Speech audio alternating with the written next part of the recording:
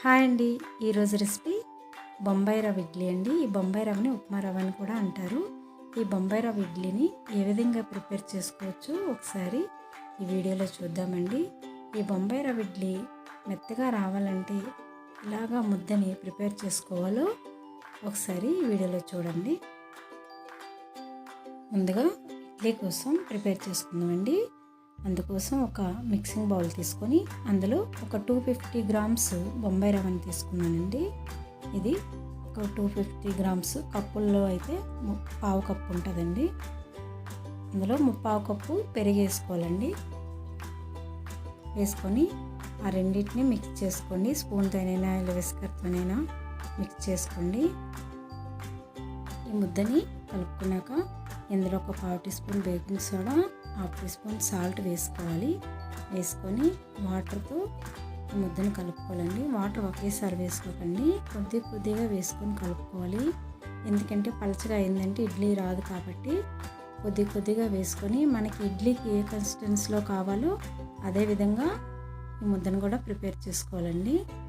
కొద్ది కొద్ది వాటర్ వేసుకొని ఈ విధంగా కలుపుకోండి. ముద్దని ఒక 2 మినిట్స్ బాగా కలుపుకోవాలండి. ఈ విధంగా కలుపుకొని దీన్ని పక్కన పెట్టుకోవాలండి. ఒక హాఫ్ అన్ అవర్ పక్కన పెట్టుకోవాలి.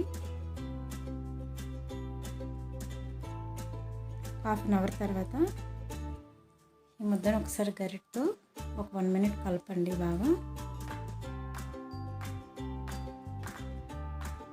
కలుపుకొని ఇప్పుడు ఇడ్లీకి మనం ఏ విధంగా ప్రిపేర్ చేసుకుంటామో ఇడ్లీ పాత్రలో కప్పులు తీసుకొని వాటికి ఆయిల్ అప్లై చేసి మనం ఇడ్లీలు ఏ విధంగా పెట్టుకుంటామో అదే విధంగా ముద్దని ఆ కప్పులు లాంటివి వేసుకోవాలండి.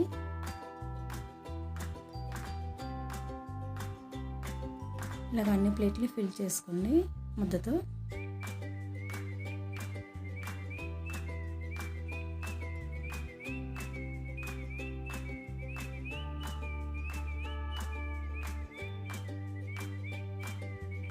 ఈ విధంగా అన్ని ప్లేట్లు ఫిల్ చేసుకున్నాక ఈ స్టవ్ పై ఇడ్లీ పత్తి పెట్టుకొని ఒక 10 to 15 మినిట్స్ ఉడికించుకోవాలండి ఆవిరితో. 15 మినిట్స్ తర్వాత ఇడ్లీని ఒకసారి చెక్ చేసుకోండి. ఇలా చేయి పెడితే అంటకుండా ఉంటే అది ఉడికినట్టుగానండి. వాటిని బయటకు తీసుకొని ఇలాగో సర్వింగ్ ప్లేట్లోకి తీసుకోండి.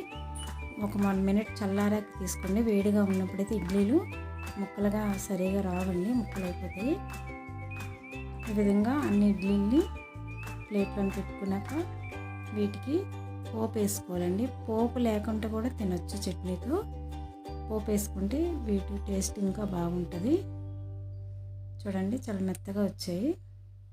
ఇప్పుడు పోపు కోసం అండి ఒక 2 స్పూన్స్ ఆయిల్ వేసుకొని అందులో ఒక హాఫ్ టీ స్పూన్ ఆవాలు, ఒక హాఫ్ టీ స్పూన్ జీలకర్ర, ఒక హాఫ్ టీ స్పూన్ మినపగుళ్ళు, కొద్దిగా కరివేపాకు, ఒక 2 ఎండుమిర్చి వేసి పావు టీ స్పూన్ పసుపు వేసుకోవాలండి.